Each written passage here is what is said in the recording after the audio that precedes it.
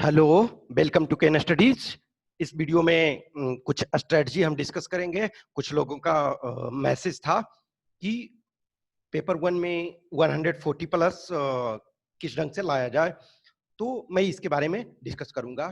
तो देखो, इसमें मैंने रूट वन लिखा है। इसका मतलब है, देखो, किसी भी चीज के लिए एन नंबर ऑफ वे है, तो मैं मेनली टू टाइप्स के चीजों को डिस्कस करूंगा।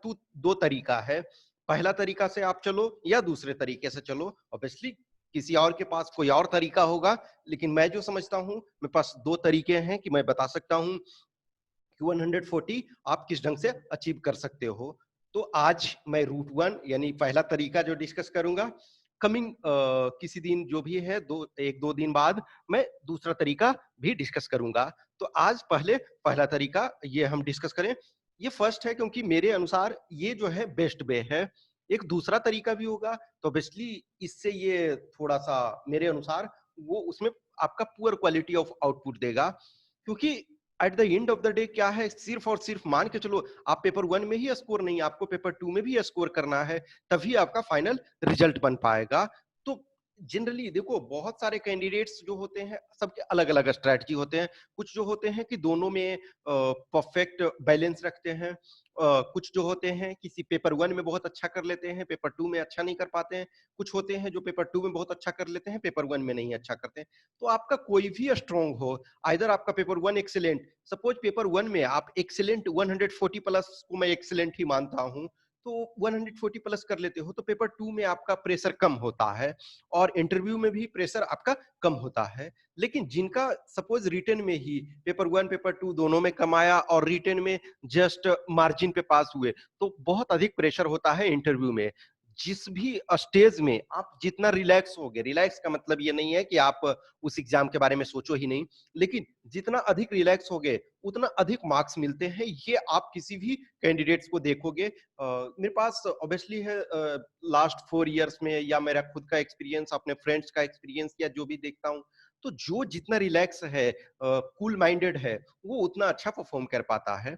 तो आप पेपर वन, चूंकि आपका दोनों एग्जाम जो दोनों पेपर होता है एक ही दिन होता है, तो पेपर वन में जिसने भी बहुत अच्छा स्कोर कर लिया, तो पेपर टू में थोड़ा सा रिलैक्स होता है। देखो, जिसका बहुत अच्छा है, पेपर टू अच्छा है, तो वो पेपर टू में अच्छा करेगा ही। लेकिन स्टिल एक साइकोलॉजिकल जो बैरियर होता है कि पेपर वन अच्छा गया है तो ऑटोमेटिकली उसमें अच्छा आउटपुट देगा। तो मैं आज रूट वन की बात करूंगा कि आपको किस क्या फॉलो करना है।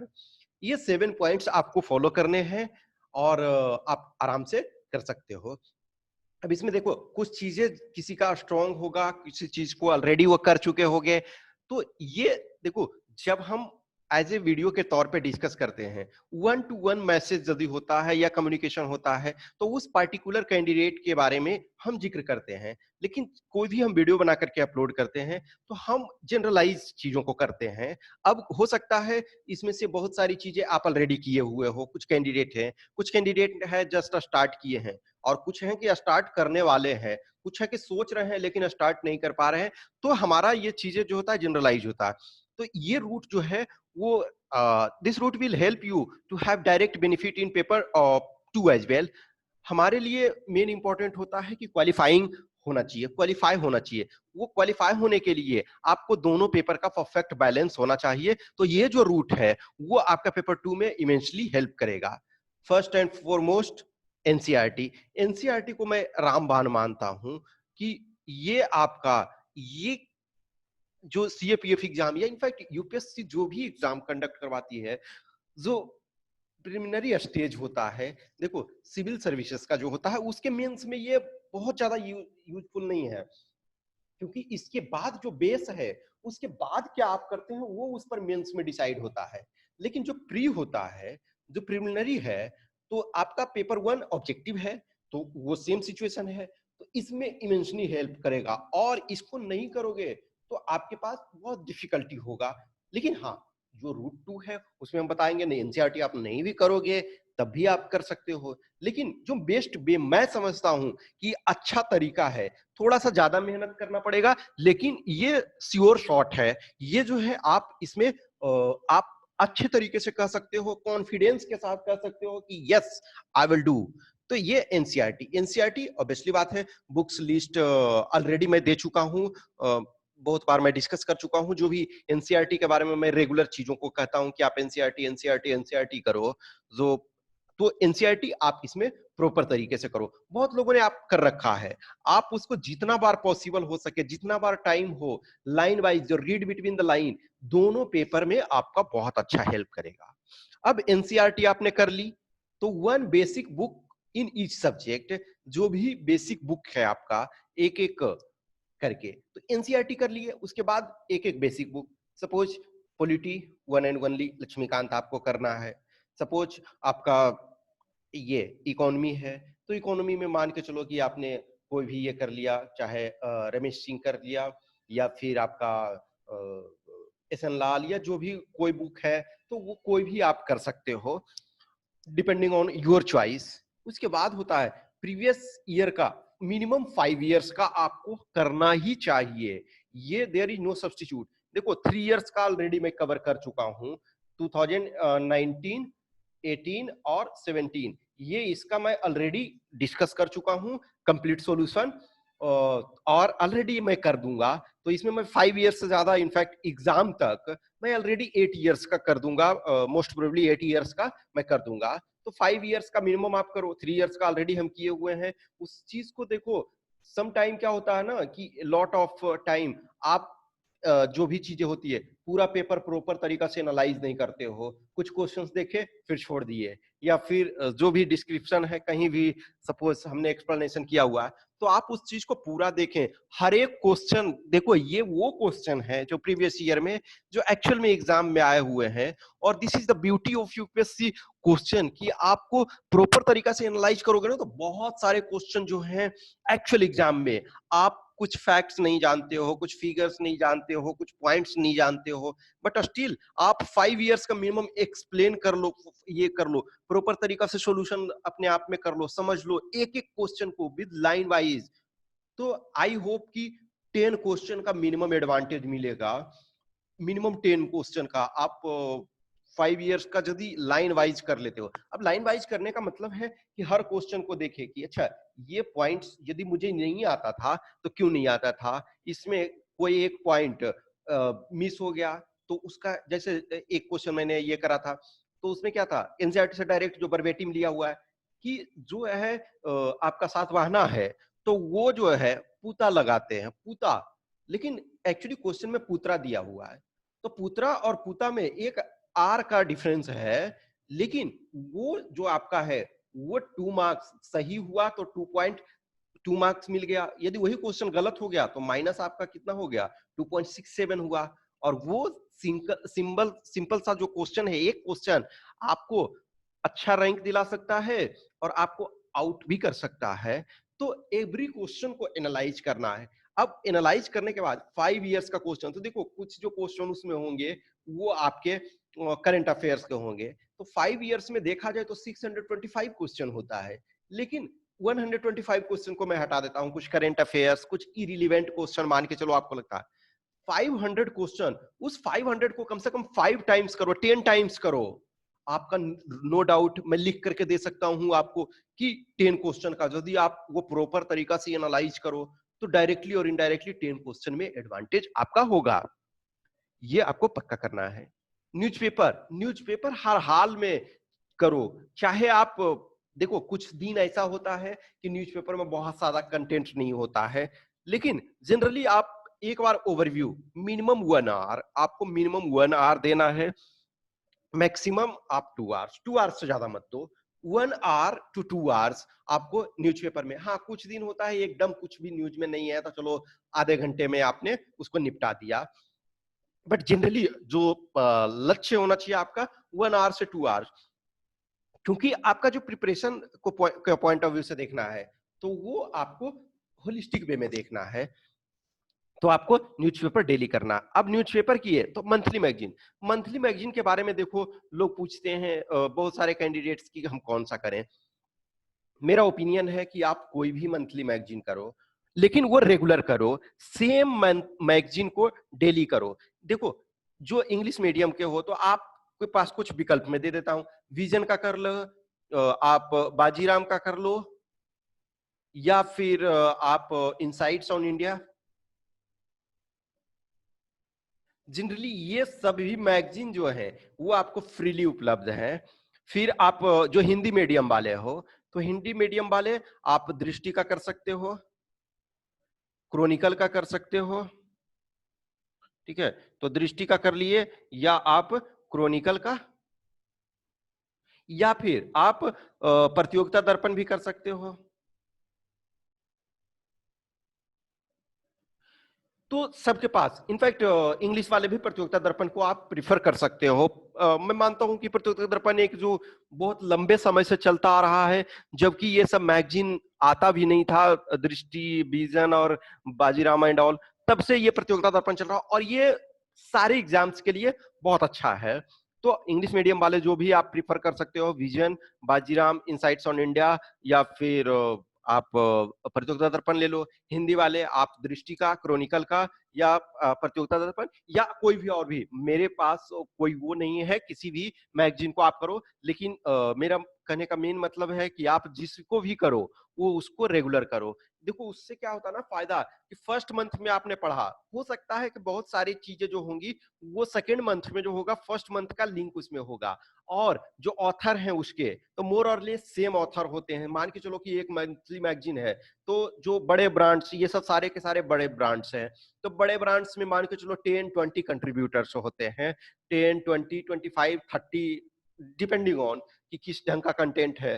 तो 10, 20, 25 कंट्रीब्यूटर्स होते हैं, तो मोर और लेस सेम ही कंट्रीब्यूटर्स होते हैं। कभी कभी एक आध चेंज होते रहते हैं गेस्ट के तौर पे, अदरवाइज वही होते हैं। तो ना आप उसके लैंग्वेज को समझते हो, वो कंटेंट जो कहना चाह रहे हैं उसको समझते हो। First month, second month, third month में थोड़ा सा प्रॉब्लम, लेकिन जब आप एडेप्ट हो जाते हो तो उसके लैंग्वेज, उसके चीजों को आप समझने लगते हो। और एक बात हमेशा ध्यान से सुन लो, कि कोई भी जो इंपॉर्टेंट कंटेंट है, इंपॉर्टेंट इंसिडेंट है, इंपॉर्टेंट नरेटिव्स है, इंपॉर्टेंट घटना है, वो हर मैगजीन कवर करेगा। हाँ, हो सकता है कि कुछ स्मॉल स्मॉल थिंग्स जो है वो छूट जाए, तो किसी को भी 125 आपको नहीं करने हैं, और वो कोई कर भी नहीं सकता है। एक्सेप्शनल अब तक तो मैंने नहीं सुना है कि किसी ने पूरे के पूरे किए हैं। इनफैक्ट मैं अभी तक किसी ऐसे कैंडिडेट को नहीं जानता हूं जिसने पेपर वन में 200 मार्क्स ले आया हो 250 में। मैं एटलीस्ट नहीं जानता हूं, हो सकता है कोई एक्सेप्शनल होंगे, लेकिन मैं पर्सनली किसी को भी नहीं जानता हूं, या मैंने इंटरनेट वगैरह पे भी कहीं भी नहीं देखा कि किसी बंदे ने पेपर वन में 200 मार्क्स ले आया और 250 में। तो आपको नॉर्मली क्या है, बेस्ट कैंडिडेट 150 160 ले आते हैं, अदरवाइज 140 जो भी है वो बहुत अच्छा मार्क्स है। देखो 129 मेरा खुद आया था, तो 130 प्लस वाले बहुत सारे कैंडिडेट को मैं पर्सनली जानता हूं, तो वो लाए हैं। और 120 प्लस तो चलो बहुत सारे हैं, लेकिन बहुत सारे ऐसे कैंडिडेट हैं जो 100 भी लाए, इनफैक्ट जस्ट क्वालिफाइंग भी, वो भी क्वालिफाई किए। लेकिन डिपेंडिंग ऑन, जैसे बहुत सारे लोगों को शिकायत रहता है कि हम हिंदी मीडियम के हैं, और ये चीजों को, चलो हिंदी मीडियम वाले को के लिए हम थोड़ा सा अलग से भी डिस्कस और करेंगे। लेकिन आप इसमें पेपर वन में यदि कर लेते हो तो बहुत सारी चीजें फायदा होगा। तो आप मंथली मैगजीन जो भी आपको प्रेफरेंस हो वो आप करो। उसके बाद है टेस्ट सीरीज। टेस्ट सीरीज आप हर हाल में दो। आपको अभी लगता है कि ठीक है ऐसे ही हमको हो जाएगा, दैट फाइन, आपको कॉन्फिडेंस है, आप कर सकते हो। लेकिन मैं यही चीजें समझता हूं कि टेस्ट सीरीज से दो फायदा होता है। एक तो आप ना बार बार आप टेस्ट जब देते हो, हर 15 दिन में मान के चलो दे रहे हो, या 20 दिन में दे रहे हो, या 10 दिन में दे रहे हो, टेस्ट देते हो, तो एक तो नए नए क्वेश्चंस आप करते हो, या कुछ क्वेश्चंस ऑलरेडी आप किए हुए, तो कॉन्फिडेंस आपका बिल्डअप होता है। और कम मार्क्स आते हैं आपके, तो आप मोटिवेशन, आप ये आपका रहता है कि नहीं अभी भी मैं कम लेवल में हूं, मुझे और थोड़ा सा मेहनत करना है। अच्छा मार्क्स आ रहा है तब भी आपको सीखने को मिलता है। तो आप टेस्ट सीरीज दो, 1 टाइम 2 टाइम 3 टाइम आप कम मार्क्स आएगा, लेकिन आप एटलीस्ट कुछ ना कुछ तो सीखते रहोगे, और ये एक कंपेल करेगा। एक्चुअल एग्जाम में आपके पास विकल्प नहीं होगा। और टेस्ट का ये फायदा है कि आप टाइम से दो, पंक्चुअल। पेपर वन में 2 आवर्स है, तो उस 2 घंटे को ये मान के चलो कि हम एक्चुअल एग्जाम दे रहे हैं। अभी हमारे पास जो भी कुछ बहुत लिमिटेड कैंडिडेट टेस्ट देते हैं, लेकिन कुछ 2-4 कैंडिडेट ऐसे हैं जो मैं समझता हूं कि कैसे ये पता चल जाता है कि देखो हर बार लास्ट टाइम ही बहुत सारे कैंडिडेट ऐसे थे, मुझे पता था कि ये होंगे, कुछ उसमें से बहुत सारे हुए, कुछ नहीं हुए, कुछ लोग रिटन क्वालिफाई किए लेकिन फाइनल नहीं बन पाया। तो फाइनल नहीं बन पाया तो कहीं ना कहीं आप में मिस्टेक है, थोड़ा सा 1 नंबर को 2 नंबर 5 नंबर। अभी इस बार ही का मैं बता रहा हूँ 2019 का, जो एटलीस्ट जिनको मैं पर्सनल गाइड कर रहा था उसमें 2 पर्सनल ऐसे कैंडिडेट हैं जो एक फिजिकल राउंड में छट गए और एक मेडिकल राउंड में। वो उनके पास बेस्ट चांस था कि बहुत अच्छा रैंक लाने का, मैं समझता हूँ अंडर 100 लाने का। लेकिन कहीं ना कहीं किसी स्टेज में कोई फिजिकल में छट गए, कोई मेडिकल में छट गए, किसी का होता है कि मेरिट लिस्ट नहीं बन पाया 1 मार्क्स 2 मार्क्स के लिए। तो ये चीजें आप करते रहो। अभी आप आसानी से लेते हो, जब वो कहते हैं ना कि अब पछताए होत क्या जब चिड़िया चुग गई खेत, तो वो सिचुएशन आप अपने पास नहीं आने दो। आप एक्सट्रीमली कॉन्फिडेंस है तो नो डाउट मैं किसी को टेस्ट देने के लिए फोर्स नहीं कर सकता हूँ।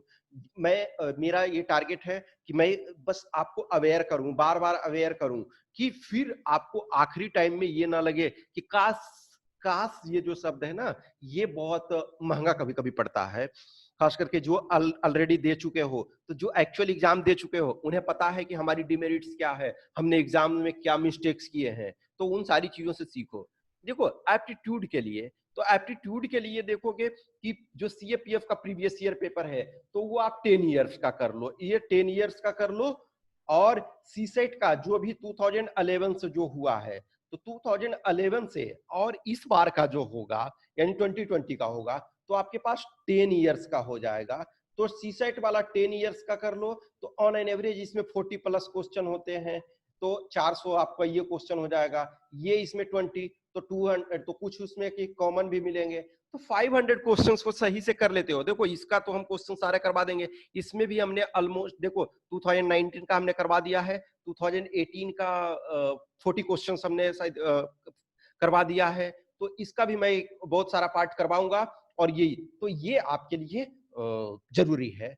इस स्टेज को आप फॉलो करेंगे, आई एश्योर यू कि आपका 140 आराम से आ जाएगा। आराम से ऑब्वियसली एकदम नहीं आएगा, लेकिन 140 आप कर सकते हो। जिनका देखो, जिनका पेपर 2 अच्छा है तो इसमें कम भी आता है, 120 भी आता है, 125 भी आता है, तो आप आराम से कर सकते हो। लेकिन जिनका पेपर 2 खराब है, आप ये करो कि आप पेपर 1 में ब्लेम नहीं कर सकते हो कि मेरा इंग्लिश खराब है, और ये कोई फर्क नहीं पड़ता। पेपर 1 में जो है आपका हिंदी में भी आप अपना पढ़ो, हिंदी में पढ़ रहे हो तो हिंदी में पढ़ो, न्यूज़पेपर हिंदी में आ रहा, मैगजीन हिंदी में आ रहा, टेस्ट सीरीज जो भी जहां चल रहा, देखो एटलीस्ट और बहुत सारे टेस्ट का तो मैं नहीं कर सकता हूँ, लेकिन मेरा जो टेस्ट है तो वो दोनों में है, दोनों लैंग्वेज में है। तो आप हिंदी में भी दे सकते हो, हिंदी वाले हो तो हिंदी में क्वेश्चन उपलब्ध है, इंग्लिश वाले हो तो इंग्लिश में, दोनों मीडियम में क्वेश्चन उपलब्ध है, और उसका सोल्यूशन भी दोनों मीडियम में उपलब्ध है। I hope you enjoy this session. आप इस चीज को फॉलो करें। कुछ भी क्वेश्चंस क्यूरी है तो आप हमें कमेंट बॉक्स में डाल सकते हैं, या पर्सनल क्वेश्चन है तो हमें व्हाट्सएप कर सकते हैं। और ये मैंने रूट 1 बताया, रूट 2 जो है वो मैं कमिंग डेज में, जो भी है 1-2 दिन में, मैं रूट 2 भी बताऊंगा कि आपको 140 किस ढंग से स्कोर करना है। तो आप रूट 1 को फॉलो नहीं करना चाहते हैं, सपोज एनसीईआरटी हम नहीं पढ़ना चाहते हैं, नहीं पढ़ो, कोई टेंशन नहीं है, दूसरे रूट भी हैं। लेकिन दोनों रूट में एक कॉमन है, मेहनत आपको करना पड़ेगा, जो है मेहनत करना पड़ेगा। हार्ड वर्क का कोई सब्स्टिट्यूट है नहीं, ठीक है ना। हार्ड वर्क के साथ साथ स्मार्ट वर्क, ठीक है, स्मार्ट वर्क भी आपको करना है। तो हार्ड वर्क और स्मार्ट वर्क दोनों आपको करने हैं, और जिनको भी टेस्ट देना है तो वो आपके स्टडीज पे जाके टेस्ट दे सकते हैं। अच्छा लगता है तो लाइक करें, कमेंट करें, अपने दोस्तों के साथ शेयर करें, और जितना ज्यादा से ज्यादा आप हेल्दी कमेंट करो, मुझे खुशी होती है। आप मेरा क्रिटिसाइज भी करना चाहोगे तो क्रिटिसाइज भी करो, लेकिन हेल्दी कमेंट करो, जो आप समझते हो उस चीज को एक्सप्लेन करो, एक्सचेंज करो चीजों को। तो जितना ज्यादा एक्सचेंज चीजों को करोगे उतना अच्छा फायदा होगा।